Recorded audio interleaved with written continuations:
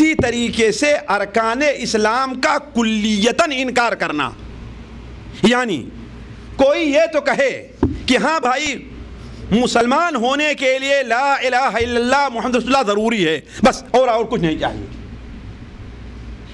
وہ نماز کبھی پڑھتا ہی نہیں، روزہ کبھی رکھتا ہی نہیں. شیخ الاسلام ابن تیمیہ کے نزدیک یہ کفر ہے، بلکہ شیخ الاسلام ابن تیمیہ کہتے ہیں کہ اگر کوئی آدمی مستقل نماز چھوڑتا ہے، جمعہ بھی نہیں پڑھتا، کبھی جماعت میں نہیں آتا ہے، تو ایسا انسان مسلمان نہیں ہے بلکہ کافر ہے. اس پر بہت سی دلیلیں شیخ الاسلام امام ابن تیمیہ نے دی ہیں.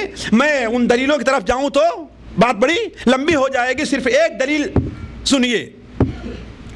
حوض کے بارے قیامت کے بارے میں جب آتا ہے کہ تمام لوگوں کا فیصلہ ہو جائے گا، ترازو رکھ دیا گیا، حساب کتاب ہو گیا، حوض کوثر سے گزر کر کے اب جب پل صراط پر سے گزرنا ہوگا تو اس سے پہلے سارے لوگ ایک میدان میں جمع ہوں گے.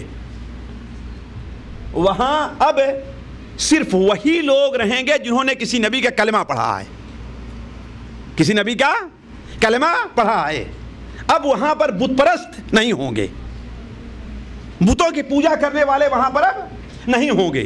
اس میدان میں صرف وہ لوگ موجود ہوں گے جنہوں نے کسی کا کلمہ پڑھا ہے. تو اللہ تبارک و تعالی اس شکل میں ظاہر ہوگا کہ حساب کتاب لیتے ہوئے اللہ تعالیٰ اس صورت میں نہیں تھا. تو اللہ تعالیٰ آ کر کے ان سے پوچھے گا کہ اے لوگو، تم لوگ کس کا انتظار کر رہے ہو؟ یعنی کافر، مثال کے طور پر ہندو ہے وہ جہنم میں چلا گیا، بت کا پوجنے والا ہے وہ جہنم میں چلا گیا، وہ ہے وہ جہنم میں چلا گیا، تم لوگ یہاں کس کا انتظار کر رہے ہو؟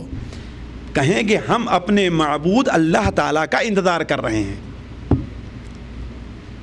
تو اللہ تعالیٰ فرمائے گا کہ کیا تم اس کو پہچانتے ہو؟ اللہ اپنے رب کو، تمہارا معبود جو ہے اسے تم پہچانتے ہو؟ لوگ کہیں گے اس کی ایک علامت ہے، جب وہ علامت ظاہر کر دے گا تو ہم پہچان لیں گے. جب وہ علامت ظاہر کر دے گا تو ہم، یہ کب ہوگا؟ میں تھوڑی سی بات مختصر کر دیا، یہ اس وقت ہوگا کہ یہودیوں سے پوچھا جائے کہ تم کس کا انتظار کر رہے ہو، نصارہ سے پوچھ تم کس کا انتظار کر رہے ہو، تو وہ لوگ کہیں گے کہ ہم عیسیٰ ابن مریم کا انتظار کر رہے ہیں اس لیے کہ وہ اللہ کے بیٹے تھے. اللہ تعالیٰ کہے گا تم جھوٹ بول رہے ہو، اللہ نے کسی کو اپنا بیٹا نہیں بنایا تھا، ہے کہ نہیں ہے؟ لہذا شیطان حضرت عیسیٰ ابن مریم کی شکل میں ظاہر ہوگا اور وہ اس کے پیچھے رہ کر کے جہنم میں گر جائیں گے. تو صرف وہی لوگ رہیں گے جنہوں نے کسی نبی کا صدق دل سے یا نبی کا کلمہ پڑھا ہے. اس میں مومن بھی رہیں گے اور منافق بھی رہیں گے. ابھی اس مجلس میں کون ہیں؟ مومن بھی ہیں اور منافق بھی ہیں. تو اللہ تعالیٰ اس وقت پوچھے گا کہ آخر تمہارے رب کی معبود کی علامت کیا ہے؟ کہا ہاں اس کی ایک علامت ہے ساق، کہ جب رب ہمارے پاس آئے گا تو اپنی پنڈلی کو ظاہر کر دے گا. جب آئے گا تو اپنی پنڈلی کو ظاہر کر دے گا تو ہم اس کو پہچان لیں گے. تو چنانچہ اللہ تبارک و تعالی اپنی ساق مبارک کو جب ظاہر کرے گا تو جو لوگ اللہ تعالیٰ کے لیے سچے دل سے کلمہ پڑھے تھے اور نماز کے پابند تھے، نماز پڑھتے تھے، وہ فوراً سجدے میں گر جائیں گے، سجدے میں گر جائیں گے. البتہ جو منافق تھا، جو دکھاوے کے لیے نماز پڑھتا تھا، وہ کیا ہے؟ اس کی پیٹھ بالکل لکڑی کے طریقے سے ہو جائے گی. وہ جب سجدہ کرنا چاہے گا تو پیچھے کی طرف وہ گر جائے گا. تو یوم یکشف عن ساق ویدعون الی السجود فلا یستطیعون خاشعة ابصارهم ترهقهم ذلة وقد كانوا يدعون الى السجود وهم سالمون. ہے نا؟ جس دن مشکل گھڑی آئے گی، جس دن پنڈلی کو ظاہر کر دیا جائے گا اور انہیں سجدہ کے لیے کہا جائے گا تو وہ سجدہ نہیں کر پائیں گے. کیوں؟ اس لیے کہ اس سے پہلے یعنی دنیا میں انہیں سجدہ کرنے کے لیے بلایا جاتا تھا، یعنی نماز پڑھنے کے لیے، لیکن نماز نہیں پڑھتے تھے. تو اس کا مطلب یہ ہے کہ یہ نماز دنیا میں بھی مومن اور کافر میں فرق کرنے والی ہے اور آخرت میں بھی. تو شیخ الاسلام ابن تیمیہ رحمہ اللہ کا استدلال اس حدیث سے ہے، اس آیت سے، اس طریقے سے اور بھی بہت سی آیتوں اور حدیثوں سے ہے۔ اسی طریقے سے شیخ الاسلام ابن تیمیہ رحمہ اللہ کے نزدیک کتاب و سنت سے ثابت کسی چیز کا انکار کر دینا، اسے رد کر دینا۔ مثال کے طور پر کوئی یہ کہے کہ ہاں بھائی سود ناجائز نہیں، حرام نہیں بلکہ حلال ہے، عورت کو پردہ کرنا اس کے لیے ضروری نہیں ہے کہ نہیں، داڑھی رکھنا اگرچہ حدیث میں ہے لیکن یہ ہم اس کو نہیں مانتے کہ ہاں اسلام کا ایک حصہ۔ اس طریقے سے بہت سی چیزیں ہیں، جو چیز شریعت کے اندر ثابت ہے اس کے ثبوت میں کسی بھی قسم کا شبہہ نہ ہو، اس کا رد کر دینا، اسے قبول نہ کرنا، اسے ماننا، یہ چیز بھی کیا ہے؟ دین سے خارج کر دینے والی ہے۔ اس میں وہ تمام مسائل داخل ہیں جو متواتر طور پر امت کے اجماع سے ثابت ہوں۔ اس میں دین کی وہ چیزیں بھی داخل ہیں جو قرآن اور حدیث سے بالکل ظاہر طور پر معلوم ہوں۔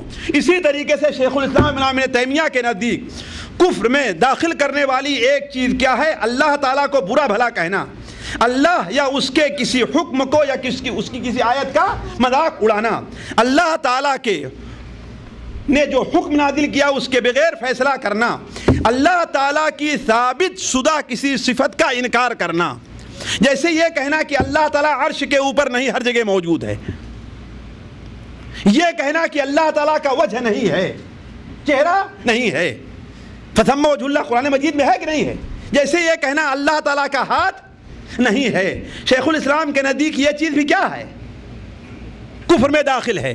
جیسے یہ کہنا کہ اللہ تعالیٰ ہر چیز کو نہیں جانتا، یا جہاں اللہ تعالیٰ ہر چیز کو جانتا ہے وہاں کچھ اور لوگ بھی ہیں جو ہر چیز کو جانتے ہیں۔ شیخ الاسلام ابن تیمیہ کے نزدیک یہ چیز بھی کیا ہے؟ کفر میں داخل ہے۔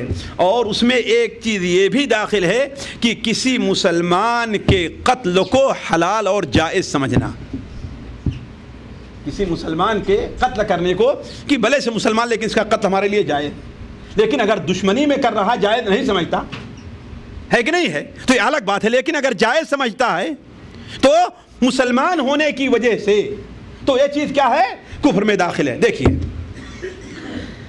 یہاں پر پہنچنے کے بعد ایک چیز پر اور غور کر لیجئے، تمام علماء اہل سنت و جماعت اور شیخ الاسلام ابن تیمیہ رحمہ اللہ اور شیخ الاسلام محمد بن عبد الوہاب رحمہ اللہ بلکہ دنیا کا ہر عالم یہ فرق کرتا ہے کہ کفر مطلق میں اور تکفیر مطلق میں اور تکفیر معین میں۔ میں ذرا اس کی وضاحت کروں گا تھوڑی سی، تکفیر مطلق میں اور تکفیر معین میں۔ تکفیر مطلق اور تکفیر معین ہے کیا چیز ساتھیوں؟ ذرا غور کریں گے۔ ہر وہ کام جو اسلام کے کلیتاً منافق ہے، کلیتاً منافق ہے، یا اس کے کفر ہونے اور شرک ہونے میں تمام علماء کا اتفاق ہے، تمام علماء کا اتفاق ہے، اس کے بارے میں یہ کہا جائے بغیر کسی شخص کو خاص کیے ہوئے کہ جو شخص یہ کام کرے وہ کافر ہے، جو شخص یہ کام کرے وہ کافر ہے، فلاں کام کرنے والا کافر۔ مثال کے طور پر غیر اللہ کے لیے غیر اللہ کو ہر جگہ حاضر ناظر ماننے والا کافر ہے۔ جو یہ کہتا ہے کہ اللہ تعالیٰ اپنے عرش کے اوپر نہیں ہے، اللہ تعالیٰ ہر جگہ موجود ہے، وہ کافر ہے۔ جو یہ کہتا ہے کہ ہاں غیر اللہ کے لیے سجدہ کرنا جائز ہے، وہ کیوں؟ اس لیے کہ سجدہ کیا ہے؟ صرف اللہ تعالیٰ کے لیے ہے کہ نہیں ہے؟ ہر جگہ کی خبر رکھنے والا کون ہے؟ اللہ تبارک و تعالیٰ ہے کہ نہیں؟ ہر جگہ کی چیزیں دیکھنے والا کون ہے؟ اللہ تبارک و تعالیٰ ہے۔